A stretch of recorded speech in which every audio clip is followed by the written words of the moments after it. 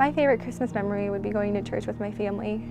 Growing up, I was Catholic until I was about 14, and there was a couple services that they did, Christmas Eve, Christmas Day, and they did a midnight service on Christmas Eve, and I always wanted to go to that, and nobody else in my family did, but I was able to convince them because I was probably the baby and just always got my way, and I would never make it through a Christmas Eve service. Always fell asleep, just got there in time for a couple Christmas carols, never made it through the Father's message or anything like that. And was carried home, put into bed, and woke up the next morning after Santa came. And we stayed, a whole family together, we're like probably 30 members on this Christmas Eve. We stay all the way until midnight with occasional champagne for the toast, so it's really nice just to be together as a family. And the jokes, and we get next to the piano and we sing, and it's really nice. And besides that, you always have the occasional text message from a friend, from my cousin, or a Facebook message from a friend who's in a different country from me.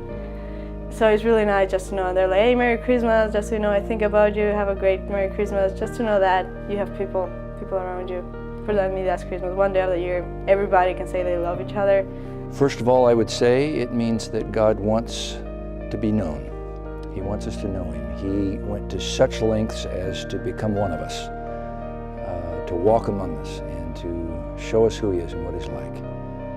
After all those years of making Himself known through a series of actions, this is the great event, which He says, here's who I am. If you've seen me, Jesus says, you've seen the Father. This is the grand statement of the humility of God. God came low.